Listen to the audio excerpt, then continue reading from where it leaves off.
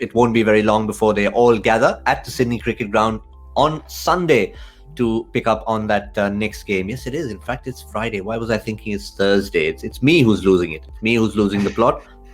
Guys, right. So we're talking about 36 hours to go, and any changes. Let's look at that first, Zahir Khan, from the Indian point of view.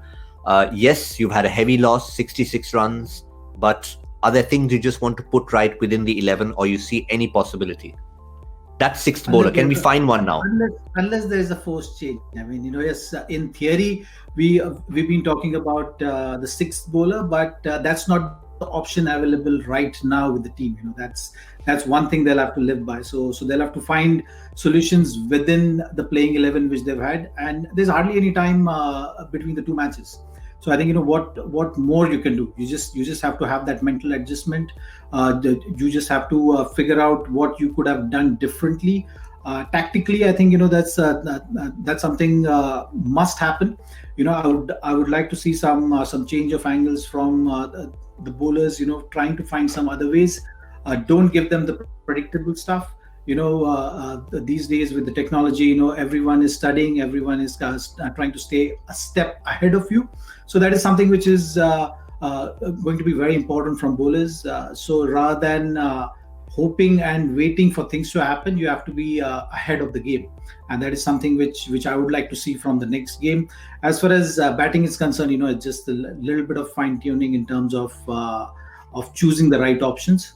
And understanding, when you're ahead of the game and when you have to be aggressive. So you have to find that right balance, and things should take care of itself. So the good thing from this game is that it was a mixed day for both the teams. So that is how you should look at the game. Things have not gone too far out of the hand. So that is something should be the lookout and stay in that zone. Yeah, big difference, Michael, from 308 versus being 170 all out, which you could easily be when you see 374 up against you.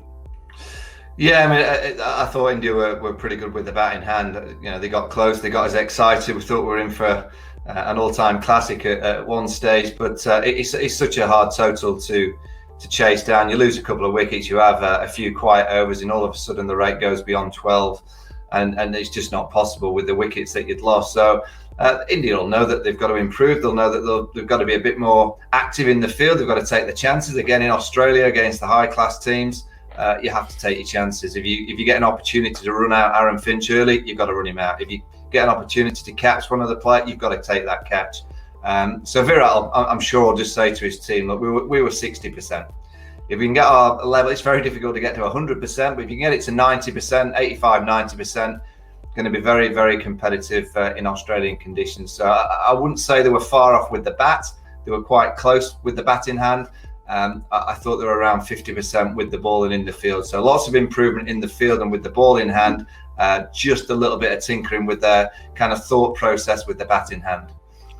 Yeah, Michael, I'll stay with you on Australia, because we just showed you Team India and we said, could they find that sixth bowling option? Zahir Khan was very clear. Well, we'd love to. Not available at the moment. We showed you the squad. Not available at the moment. So live with what you have. Australia, on the other hand, if they did have that problem with, say, someone like Marcus Stoinis going out, look at the amount of options they do have in their lineup. So no such problems for them. But other than Marcus Stoinis, which seems like an obvious replacement, any more changes do you see from the winning combination? Well, I just wonder whether they'll go with Cameron Green, the young all-rounder from Western Australia. He's a tremendous talent. He's done great in domestic cricket. He's got a couple of centuries already. He bowls at around 145 kilometres an hour. They are eyeing him up for a test place. Potentially, he may play against India. He may not, but there's talk that him and Pekovsky could come in for the test series. I know they've certainly got him penciled in potentially to play in the Ashes in a year's time. I personally would go with Cameron Green for Stoinis. I think Moses Henriques is a good cricketer, but I just think you get opportunities sometimes to play a young kid and things happen for a reason, and Stoinis getting this little niggle now. Maybe it's just the reason to bring in a young player like Cameron Green to fill that role. They've got Glenn Maxwell's overs, so he won't be required to bowl the 10 overs, but if you can get a young player into a series like this on the back of a decent win, I would be going for that option if I was Australia. Zahid, Justin Langer's hinted at perhaps rotating bowlers as summer progresses.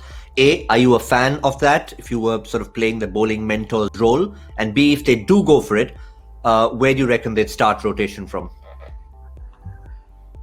Well, I've always believed that it's pretty much has to be individual score. I personally have always endorsed, playing more and more matches has always worked for me. I much rather bowl in a match scenario than go bowl in the next, just to keep my rhythm going. And you're talking about a pandemic year. I mean, that there's not been cricket for 9 months, so I don't see the rotation policies should come into play, especially in this year, since there's no not much cricket being played. But I think if a bowler specifically requires some workload management, then that has to be addressed. But apart from that, one should just keep playing matches.